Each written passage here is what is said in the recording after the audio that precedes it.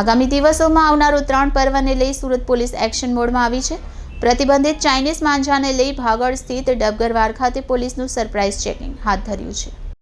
સરકારે ચાઇનીઝ દોરી વેચવા પર પ્રતિબંધ મૂક્યો છે। આમ છતાં લોકો ચાઇનીઝ દોરી વેચતા અને ખરીદતા ઝડપાયા છે। ઉત્તરાયણ પૂર્વ ચાઇનીઝ દોરીના વેચાણનો પર્દાફાશ થયો છે।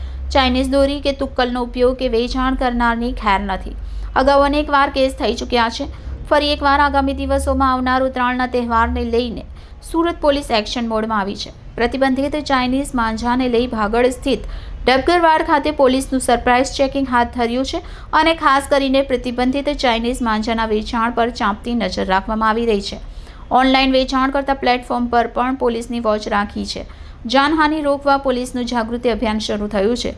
રાજ્ય બહારથી વેચાણ અટકાવવા પણ પ્રયાસ કરવામાં આવી રહ્યા છે। સુરત પોલીસ કસ્ટમ અને એક્સાઇઝની પણ મદદ લેશે।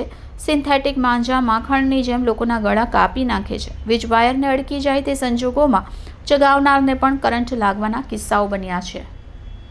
ઉત્તરાયણ તહેવાર છે એ આગામી 14મી જાન્યુઆરી આવનાર છે, જેના અનુસંધાનમાં સુરત પોલીસ તરફથી જે અત્યારે સિન્થેટિક માજા અને જે ચાઇનીઝ દોરીનું ઉત્પાદન થાય છે તેના ઉપર રોક કરવા માટે પોલીસ અવારનવાર જે જગ્યા પર આનું વેચાણ થાય છે તે જગ્યા પર પોલીસ રેડ કરે છે અને એના ગુનો દાખલ કરવામાં આવશે।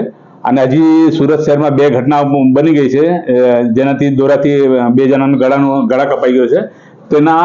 તેના અવેરનેસ માટે લોકોને જનજાગૃતિ કરવાનું છે। આ ખાસ કરીને જે બાળકો છે, આ જે યુવા ધન છે, જે પતંગમાં બહુ ઇન્ટરેસ્ટ રાખે છે, તે લોકોને જનજાગૃતિ એનાથી શું ફાયદો થાય છે, શું નુકસાન થાય છે, એ બધું પોલીસ તરફથી સમજાવવામાં આવે છે।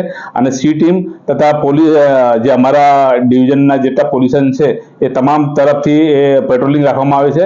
અને જે જગ્યા પર આનું વેચાણ થાય છે તે તમામ જગ્યા પર પોલીસ જઈને ત્યાં જનજાગૃતિ અભિયાન શરૂ કરવાનું છે। અને જો એ લોકોને કહેવાનું છે કે ભાઈ જો તમે આ ચાઇનીઝ દોરા કે તુક્કલ કે વેચાણ કરશો તો તમારા વિરુદ્ધ કાયદેસર કાર્યવાહી કરવી, એવું સમજણથી કામ કરવામાં આવશે।